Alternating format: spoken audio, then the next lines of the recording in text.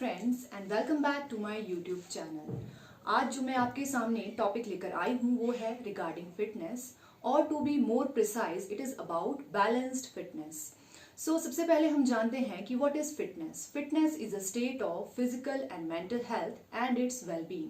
तो फिटनेस के दो एस्पेक्ट्स हैं, एक आपकी फिजिकल हेल्थ और एक आपकी मेंटल हेल्थ, क्योंकि फिजिकल हेल्थ के साथ साथ आपकी मेंटल हेल्थ भी बहुत ज़्यादा ज़रूरी है।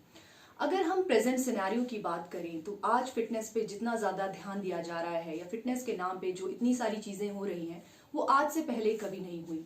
तो क्या पुराने टाइम में फिटनेस उतना महत्वपूर्ण नहीं था? इस बात पे हम थोड़ी सी रोशनी डालते हैं। पुराने समय में भी फिटनेस उतना ही महत्वपूर्ण अंग था जितना कि आज है, किंतु फिटनेस उस समय की जीवन शैली में कहीं ना कहीं इंटीग्रेटेड था। लोगों को इतना ज़्यादा फिजिकल वर्क करना पड़ता था, उनके जीवन में टेक्नोलॉजी बहुत ही कम थी, तो रोज़मर्रा के कार्य करते हुए ही उनकी बॉडी जो है वो नेचुरली टोन रहती थी। हाँ, इतना ज़रूर है कि उस समय ना ही इतने संसाधन थे, ना ही इतना फोकस जो आज की ह्यूमन डाइट पे हो रहा है, पहले उतना फोकस कभी नहीं हुआ।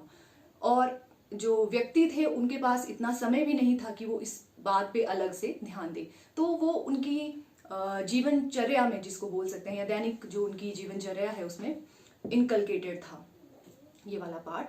और इसके साथ साथ एक वर्ग ऐसा भी होता था जो सुबह जरूर उठता था, जल्दी उठता था, व्यायाम करता था, योगा करता था या दूसरे तरीके की कोई ना कोई फिजिकल एक्सरसाइज करता था।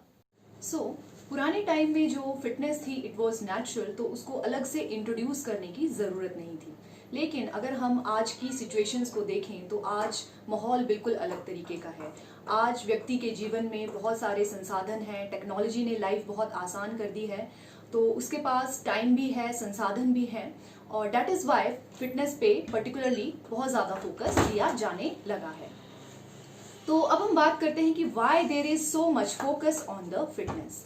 अगर हम करंट सिचुएशंस को थोड़ा ध्यान से देखें तो हम पाएंगे कि इस फिटनेस के कॉन्सेप्ट को बहुत ही क्लेवरली उनके जीवन में इम्पोज किया जा रहा है, और इस बात का शायद लोगों को ध्यान भी नहीं रहता। आज फिटनेस को इतना ज़्यादा इम्पॉर्टेंट या इतना ज़्यादा डिज़ायरेबल बना दिया गया है विभिन्न तरीकों द्वारा, जैसे कि मार्केटिंग द्वारा, सोशल मीडिया द्वारा, कि व्यक्ति जो है इस बारे में इंटेंशनली और अनइंटेंशनली सोचने लग गया है।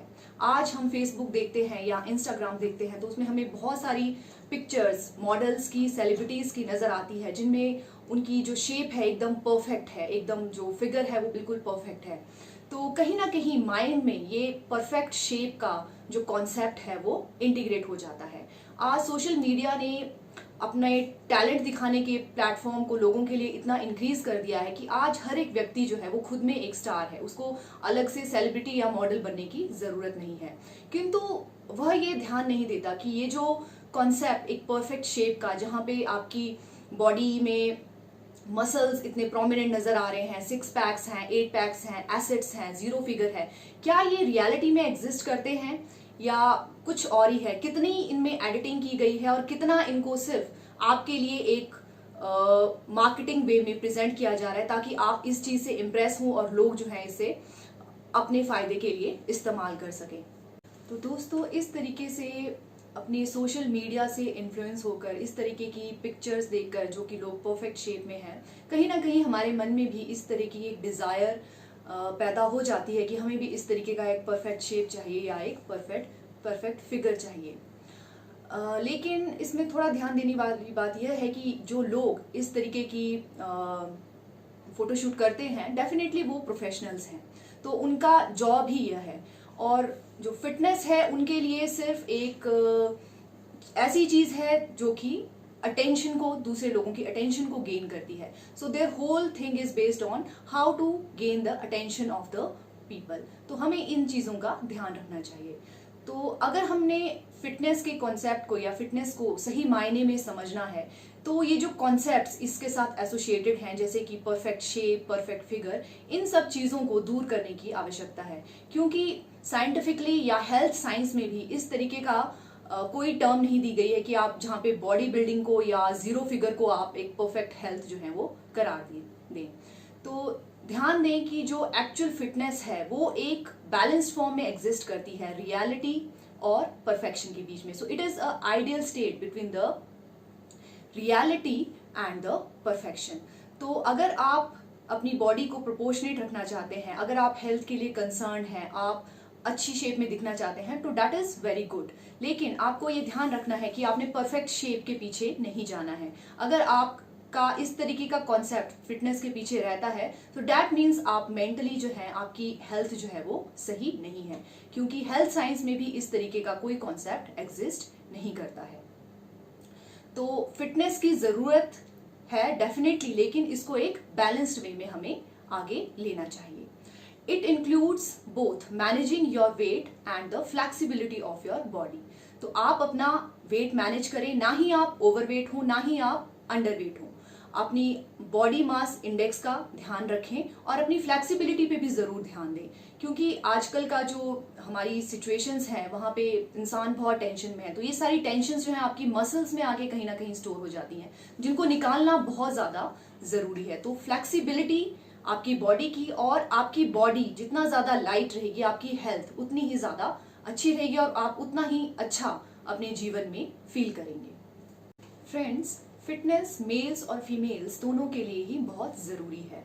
With the process of ageing after the age of 25 to 30 naturally body में वेट गेन होना शुरू हो जाता है. तो अगर हम चाइल्डहुड से ही थोड़ी बहुत एक्सरसाइज और योगा अपनी नॉर्मल रूटीन लाइफ में इनकलकेट करते हैं और इसके लिए आगे कंसिस्टेंटली काम करते हैं, तो इस तरीके की वेट गेन की समस्या आगे नहीं आती है.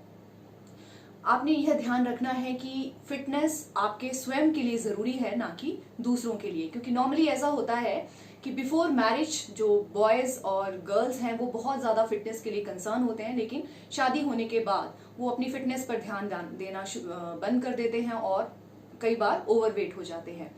जैसे कि मान लो फिटनेस का अल्टीमेट जो प्रयोजन उनके लिए यही था कि वो जीवन में सिर्फ एक अच्छा पार्टनर पा सके, तो ऐसा नहीं है.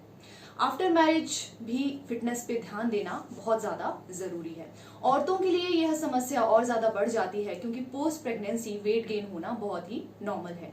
किंतु हमें एक एफर्ट और कोशिश करना नहीं छोड़ना चाहिए. हमें अपनी बॉडी के लिए खुद सजग रहना चाहिए. तो दूसरों की मोटिवेशन पे हमें डिपेंडेंट नहीं रहना है कि कोई हमें बोलेगा तब आपने अपने वेट के बारे में सोचना है या आपने एक्सरसाइज करने के बारे में सोचना है.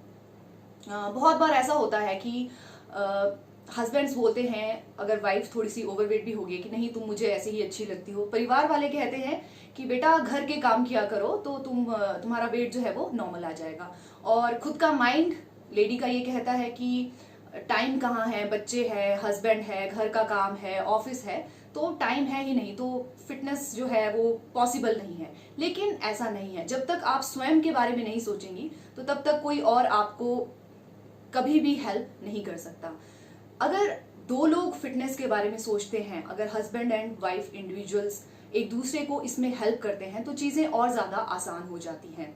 तो अगर हस्बैंड और वाइफ हाउस होल्ड चोर्स को डिवाइड कर लेते हैं और दोनों फिटनेस के लिए टाइम निकालते हैं, दोनों एक्सरसाइज के लिए टाइम देते हैं, या चाहे वो घर पर हो चाहे जिम में हो, तो चीजें बहुत ही ज्यादा आसान हो जाती है एज कम्पेयर टू सिर्फ एक दूसरे को उनके ओवरवेट होने पर टॉन्ट करने के लिए. So guys, it's your right to look healthy, to look proportionate, to look in good shape, but be realistic and don't look for a perfect shape, क्योंकि perfection जो है वो reality में exist नहीं करती है. Perfection जो है एक static state है और life जो है वो एक flow है. इसी तरीके के individuals जो हैं उनकी physicality भी time to time change करती रहती है. So beauty lies in every age.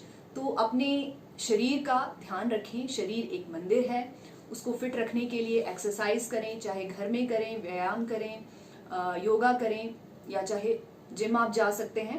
Besides that अपनी मेंटल हेल्थ में भी थोड़ा ध्यान जरूर दें. तो मेंटल हेल्थ के लिए जरूरी है ध्यान या मेडिटेशन. तो ध्यान को अपने जीवन में सम्मिलित करें, क्योंकि ध्यान ही है जो आपको खुद से कनेक्ट करेगा और आपको जो व्यर्थ की डिस्टर्बेंस आपके आसपास है उनसे दूर रखेगा. तो ये दोनों चीजें आपने अपने दिमाग में रखनी है कि आप अपनी फिजिकल फिटनेस को भी ध्यान में रखें, साथ साथ आप अपनी मेंटल हेल्थ के लिए भी मेडिटेशन या ध्यान जरूर करें. तो इन दोनों के कॉम्बिनेशन से ही आपकी लाइफ जो है एक हेल्दी वे में आगे बढ़ सकती है और आप लाइफ को फुली इंजॉय कर सकते हैं। तो दोस्तों, आज के लिए केवल इतना ही। अगर आपको मेरा वीडियो पसंद आया है तो इसे लाइक कीजिए, अपने विचार कमेंट्स में प्रकट कीजिए ज़रूर, और प्लीज़ मेरे चैनल्स को सब्सक्राइब कीजिए। Thank you very much.